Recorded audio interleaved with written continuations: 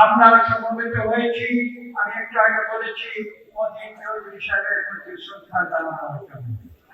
আপনারা জানেন আপনাদের সর্ব উত্তরে যে ইউনিয়ন রয়েছে তার নাম হচ্ছে ভোলাপোয়া ইউনিয়ন। ভোলাপোয়া ইউনিয়নটি আমাদের পলাশের প্রতিবেশী, এবং যে কারণে আমরা বলেছি, আমি একটু আগে বলেছি নরসিংদী এবং নরসিংদী এবং নারায়ণগঞ্জ, আমরা দুটি জেলা, আমরা কিন্তু প্রতিবেশী ভাই ভাই। কাজেই মতিন চৌধুরী সাহেবের ঘনিষ্ঠ একজন ব্যক্তি ছিলেন।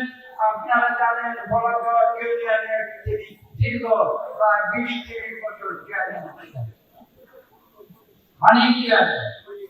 এবং সেই মানিক চেয়ারম্যান অনেক সময় প্রায় 90-এর দশকে তিনি আমার এখানে আসতেন, এবং আমি মানিক চেয়ারম্যান সাহেব এবং মতিন চৌধুরী সাহেব একসঙ্গে আমরা গল্প করতাম, এবং এই একটি সংযোগ আমাদের মধ্যে ছিল। এই সংযোগ কিন্তু আজকে রাজনীতিতে একটি দুর্লভ বিষয় হয়ে থাকে।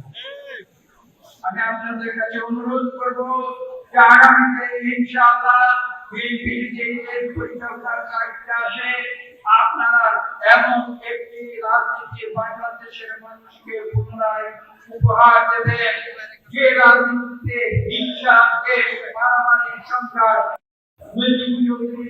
জীবনের যে আদর্শ, শান্তিপূর্ণ রাজনীতির যে আদর্শ, আমাদের বিএনপির যে শান্তিপূর্ণ রাজনীতির আদর্শ, শহীদ প্রেসিডেন্ট জিয়া রহমান যে ঐক্যের রাজনীতি তিনি সৃষ্টি করেছেন, সকলের সঙ্গে মিলেমিশে থাকা, প্রতিহিংসার রাজনীতি যেটা বিএনপি সবসময় বর্জন করেছে। দেশনেত্রী বেগম খালেদা জিয়া যখনই তাকে কখনো কোনো প্রশ্ন জিজ্ঞাসা করা হয়েছে, তিনি কিন্তু কখনো প্রতিহিংসার রাজনীতি আমাদের শিক্ষা দেন নাই, বরং তিনি আমাদের ধৈর্যের রাজনীতি শিক্ষা দিয়েছেন। আমাদের বর্তমান ভারপ্রাপ্ত চেয়ারম্যান জনাব তারেক রহমান এই বাংলাদেশ থেকে ১৭,০০০ কিলোমিটার দূরে অবস্থান করেও তিনি বিগত প্রায় ৭.৫ বছর যাবৎ আমাদের যে নেতৃত্ব দিয়েছেন, সেই নেতৃত্বে তিনি আমাদের ধৈর্য শিক্ষা দিয়েছেন, কখনো উচ্ছৃঙ্খল রাজনীতি শিক্ষা দেন না।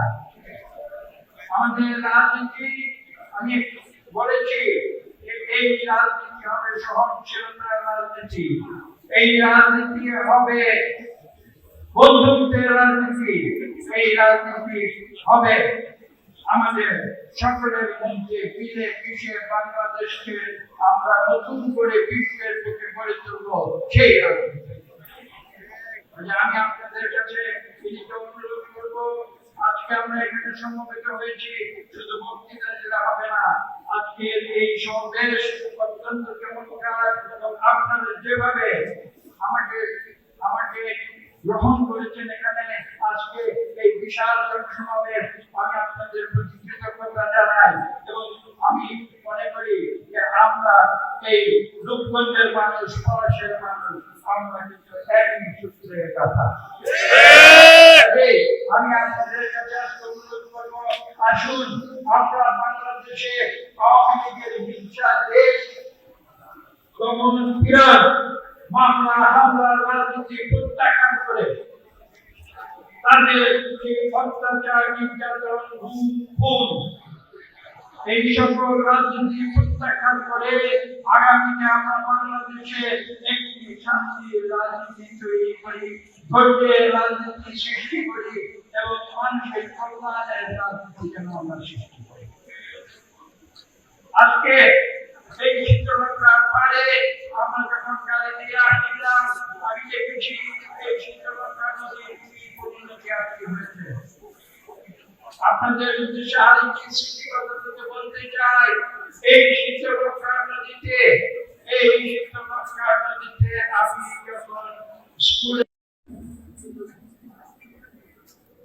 আশ্চর্যের বিষয় হচ্ছে যে যখন মন্ত্রিসভা গঠিত হলো, সেই মন্ত্রিসভায় কিন্তু ৯১ সালের প্রথমে মন্ত্রী হিসেবে আমি ছুটে গেলাম তার বাড়িতে শান্তিনগরে, তাকে জিজ্ঞাসা করলাম এটা কি হলো। তিনি আমাকে সেদিন একটি কথাই বলেছিলেন, মহিন তুমি ধৈর্য ধারণ করো।